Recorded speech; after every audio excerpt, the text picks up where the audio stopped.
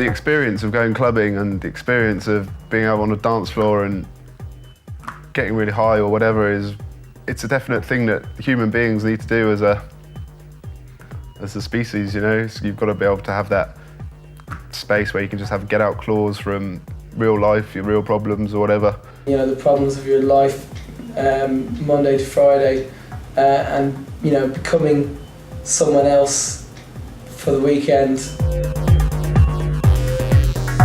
It's a release, you know, and what we are trying to stimulate and trying to act as a catalyst to kind of, you know, give people the opportunity to have a couple of hours out of their 140 whatever hour week and, you know, to let go and have some fun.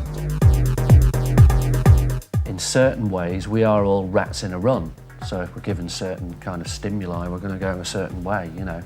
If you give us too stressful a society, then we're going to kind of, you know, freak out a bit. It's about just getting balance, really, in everything. Balance is the thing for me. It's very hard to achieve, though.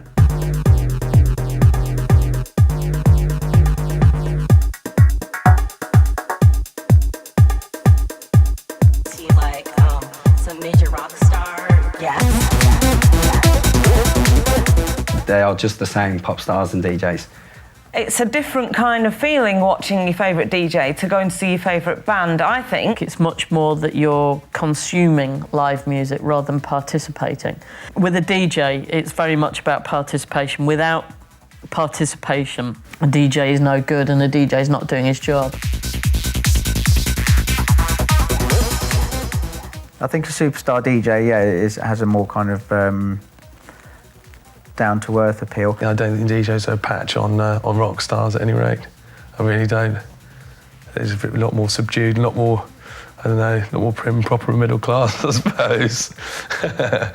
The whole pop star thing, the whole kind of fame and acclaim, I don't rate it. I mean, I saw it the other day. I was waiting for a bus outside the Royal Garden Hotel, and there was some big R&B star who was on their way to the Brits, and there was hundreds of girls screaming and going absolutely mental when he came out of the doors. It was quite mad to see. It's not about being famous, or a lot of it's not about being famous or being a rock star. It's about loving the music and going out there and wanting to do it. I don't put being a DJ and being a pop star in the same category.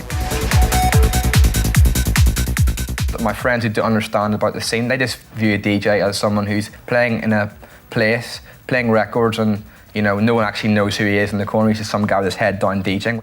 DJing is still very much an underground thing. It's an underground cultural thing, you know. If you're into dance music, you know and you get it. But I mean, if I spoke to anyone in my parents' generation, I don't think they'd really get it. You know, but they know what a pop star is. So I don't know if there's a sex appeal there to the same extent. I'm sure there is with some, but I don't think they're going to have. I couldn't imagine Carl Cox having, you know, millions, hundreds of screaming girls waiting outside his hotel. The lucky few are able to have that kind of incredible relationship where people are sucked into the soundscape of what they play. Now the press have built this big, massive hype of this guy who turns up and everyone's just standing directly in front of him, dancing to him, and that's where the whole hype thing for me has come from. But I'd be interested to know what the general public who don't follow dance music would view the DJ as. On the other side of the scale, if we go to a normal DJ playing in a club, then some do. Some have charisma, but most of them don't. The DJ's important, but they're not more important than the dance floor. The dance floor is the star of a nightclub, not the DJ. DJing is a buzz.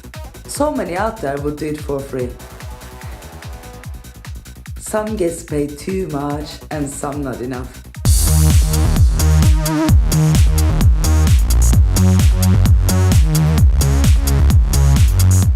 Oh, for no money? I would always play for no money. I mean, I get a buzz from entertaining people, and it is about entertaining people. I think it would only come into money, seriously, if it was to, you know, you have to give up your job for the day. I'd rather play than not play, even if it was for nothing, even if it cost me. Yeah, for sure. There's times I go out and I play for no money or a lot less than my normal fee would be because I know the crowd, I know the people who are putting the party on, I know it's going to be a good party, I know it's going to be fun, and I know they're really going to get into my music. Free parties, a DJ with integrity will play for free. You know, for a good cause, like anything charitable, that kind of thing, where people are giving their time up for the sake of something else, and absolutely. You know, if it's somebody's birthday and they say, can you come and play? It's like, of course, you know, of course. That's always going to apply, because that's just about going out and socialising and having fun. Birthdays, bar mitzvahs, weddings, whatever. And the groom actually came up to me and said, someone says you're a DJ, because it was a wedding party. I like this guy because he's my mate, but he's not. I want to hear some psychedelic trance, and I said, well, if you can drive me to my house and back, I'll do a set. I don't want to make thousands of pounds. It's nice to have the money now, but at the time, my main reason for DJing was to be good at it and for everyone to love me and like my music, to be honest. It's great when you get paid lots of money for it, of course, but you know, playing for nothing is fine. You know. And there's certain places which you can play at where you feel great for playing, but they will never be able to pay you. But you need that, and that's as important as the money. Otherwise, you need your motivation always. I'm convinced if I only played big events and only charged big money, I would never be able to test things out and truly know whether the tracks actually work properly. You know, the simple fact is you would do it for free because you're DJing on a beach with 2,000 people virtually in the sunshine. So that's, you know, definitely that's the deciding factor.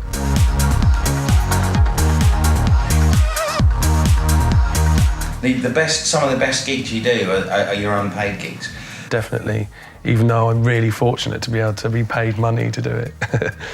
I regularly agree to play for not very much money. My agent doesn't really like me doing that. I do that anytime. Don't tell anyone though. I don't really mind, man, you know. It sounds a bit hippie-ish to say that, but I'm kind of, you know, it's you know, money isn't everything, man. Simple as that.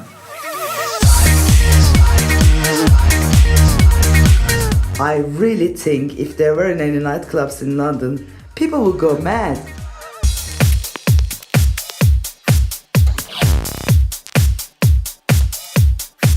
I think music's a very interesting area to look at as regards it's a kind of magnifying glass on the feelings of a society, the feelings of, you know, a world. The music definitely supplies the vibe that people need to sort of drop down their barriers and get into it, you know.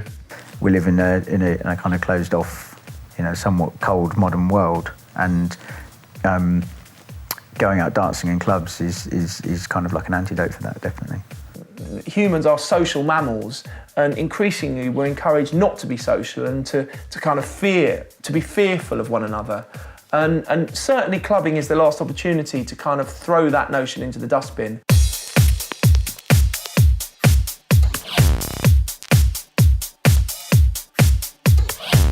You know, it's the perfect escapism, really. It's a chance to get away from, you know, for those 8 hours or whatever that you're in a club, everything else outside of the club does not exist. You know, it doesn't matter.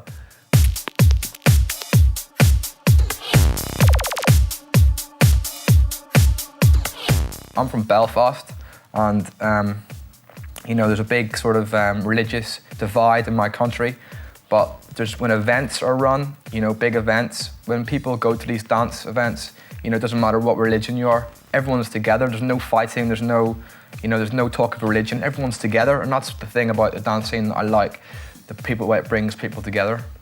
Strangers become friends like that. It's a very unifying bond. It's a very basic thing that people sometimes need a good excuse to gather together, and music is a great excuse to gather together.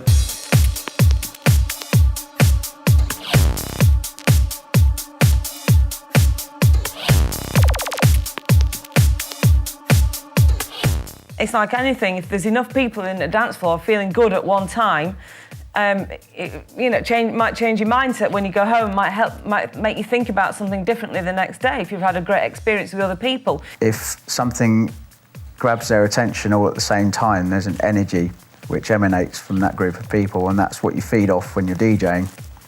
Equally, if you're DJing and it's not going very well, you get a kind of negative energy that makes you feel like shit.